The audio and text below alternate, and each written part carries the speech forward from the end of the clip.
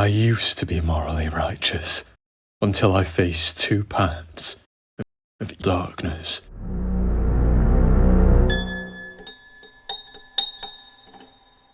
Have you ever heard of the trolley problem? The philosophical dilemma is one that invites thinkers to question the very nature of ethics.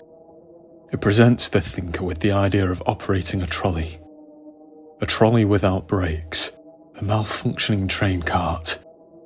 Whatever the reason, you are unable to stop it. Remove any notion that you might possibly be able to halt the runaway machine. Now, accepting that the trolley or train does not have working brakes, what do you do when faced with two dreadful options? Ahead of you, 5 people are tied to the train tracks. On a divergent path, however, there is only one person bound to the tracks. You may let the train continue on its current course, brutally obliterating 5 people, or you may choose to flick a lever, diverting the trolley onto the other tracks, killing only one person. It is a question of action versus inaction. Is it truly just to choose a utilitarian approach? In other words, is it just to prioritize the greater good by killing one person rather than 5?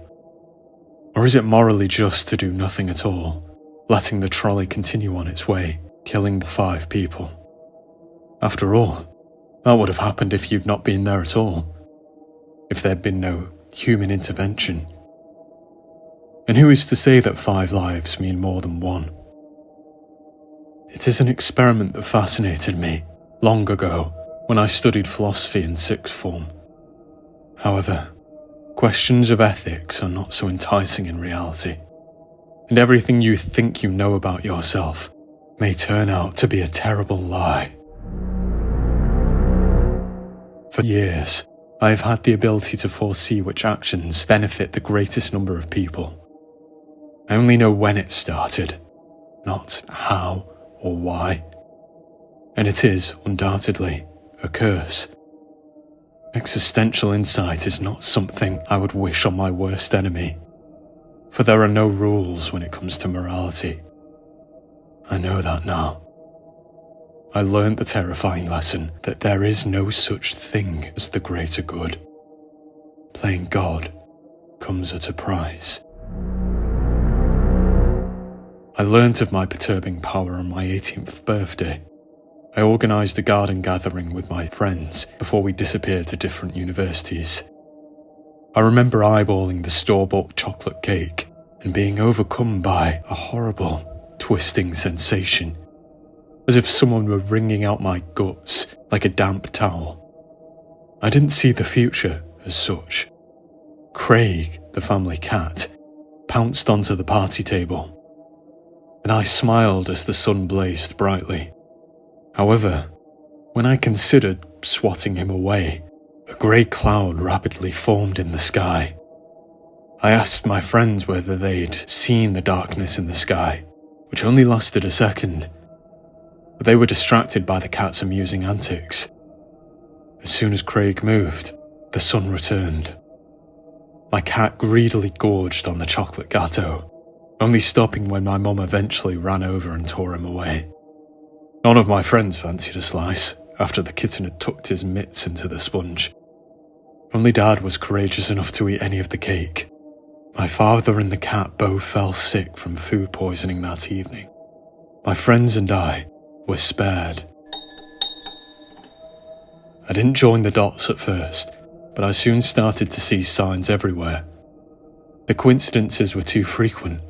The darkness has always come in the form of a grey cloud, a burst light bulb, or simply a heaviness in my soul. And whenever I choose the dark option, many people suffer. For instance, if I'd shooed Craig away, dismissing the grey cloud, everybody would have fallen sick from consuming the cake. The lightness, on the other hand, has always come in the form of sunshine, dazzling bulbs, or even a flutter in the pit of my body. And whenever I choose the light option, only 1 or 2 people suffer. Light options always serve the greater good. I recalled learning about the trolley problem a year before I developed this strange prophetic ability, and it seemed to be a fitting explanation. The options are both awful, to some extent, whenever scenarios are presented to me. Either I allow the trolley to continue on its course, or I tug the lever. Either way, somebody always suffers. Action or inaction, those are the options. Which one is morally right? I asked my teacher, months before it began. The man shrugged. That's the problem, Danny. Neither. I sighed. That's not very satisfying, sir. No, it's not. And that's philosophy. He chuckled. But if you really want my opinion, I believe inaction is a form of action. When people stand by and do nothing, they really do something. I frowned, and the teacher smiled. See, that wasn't satisfying, was it? He asked.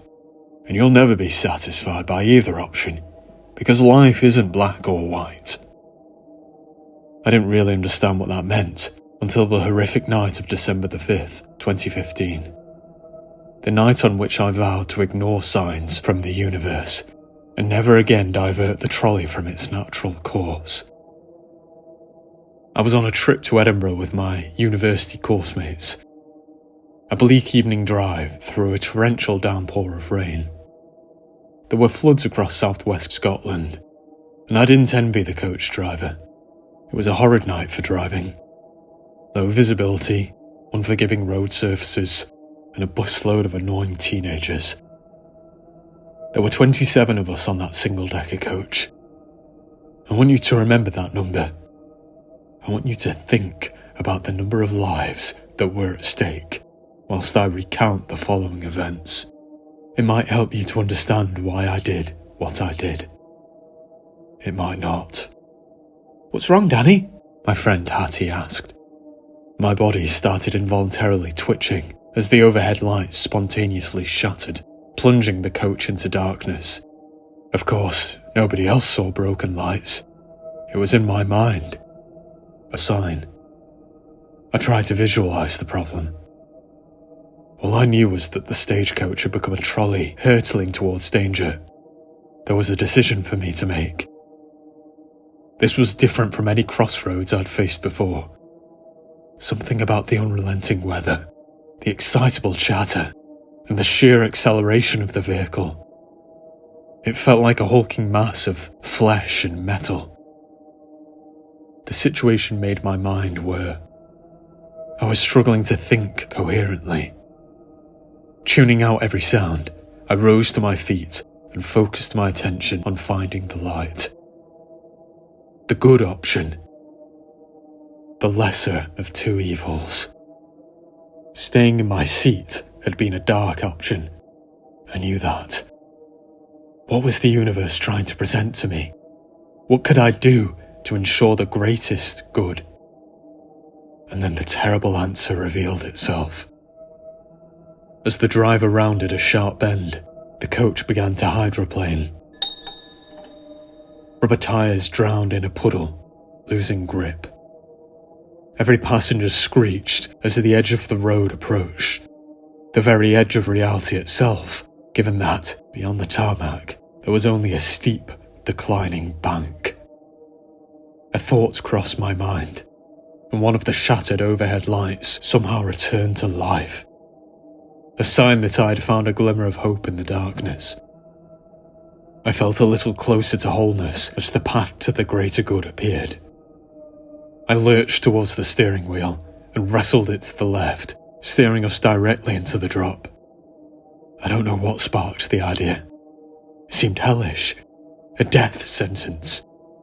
However, the light had never steered me wrong before. It always led to the least destructive outcome. So I trusted my intuition. And, to my gleeful surprise, I successfully diverted the coach into a large oak tree, just beyond the edge of the road. The barrier of bark stopped us only several feet into the sharp, near-vertical descent. The front of the bus crumpled, immediately puncturing the driver's body with the wood and contorted metal.